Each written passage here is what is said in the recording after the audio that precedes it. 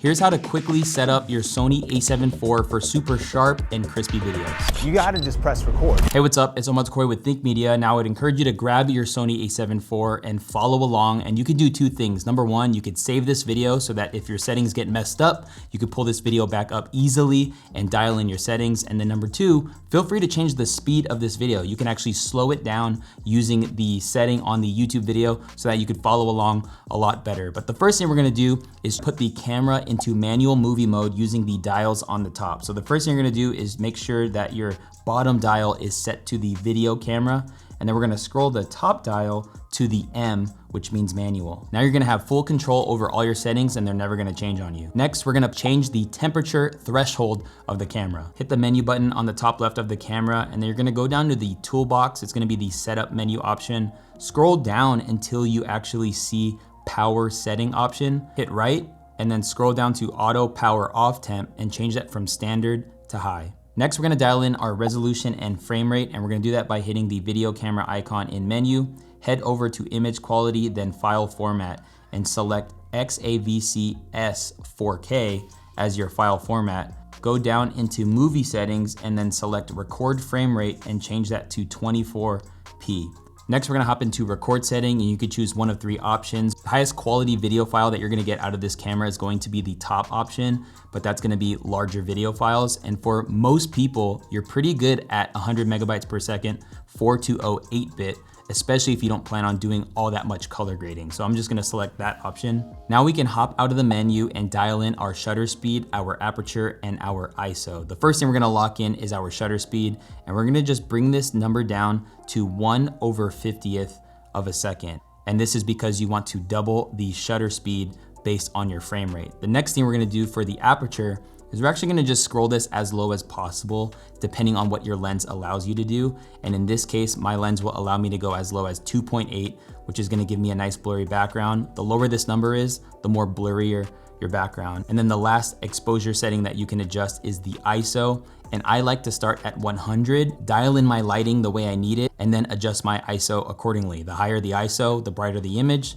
The lower the ISO, the darker the image. What's nice is that for most instances, you can actually use the exposure meter in between the aperture and the ISO to know if you're properly exposed. The next thing we're gonna dial in is our white balance. This is gonna tell the camera what is white in the shot to make sure that skin tones are correct. So we're gonna hit the FN button and go into your white balance setting and change it from AWB and scroll down till you see K, which means Kelvin. And you're just gonna scroll that till what you see in the shot looks pretty true to color. But usual daytime temperature in this camera specifically is gonna be around that 45 to 5,000 mark. And then something I like to do is I like to add a little bit of magenta. And I just like to do 1.5 to the right and then 0.5 down.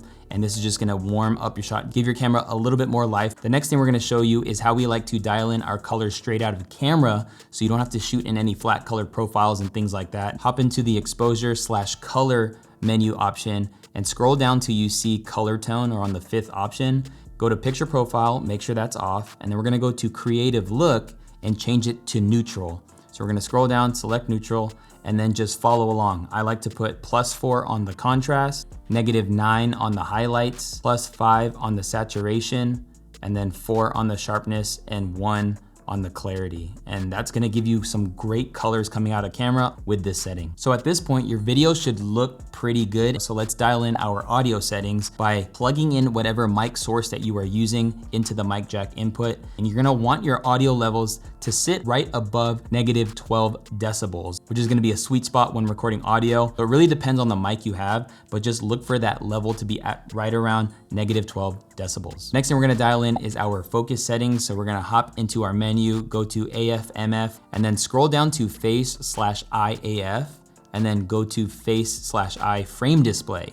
And we're gonna turn that from off to on. This is gonna allow you to see when somebody's eye is in focus. And then we're gonna dial in our focus area. So scroll up, make sure that is set to wide, and then go up to focus mode and just make sure that is on continuous. Having these 3 options locked in will make sure that you're always in super sharp focus. So the last thing you're gonna do every time you shoot videos, and that is to put an SD card into the camera and get a test shot. Take out the SD card after that test shot, put it into a computer or laptop, and watch it back. Check for the audio levels, make sure the video looks good and the skin tones are good, and then after that, you'll be ready to go to shoot videos. But that's how you dial in your Sony A7 IV for crispy videos. I hope you got value in this video, and if you did, hit that like button. Be sure to subscribe, and we can't wait to see you in a future video.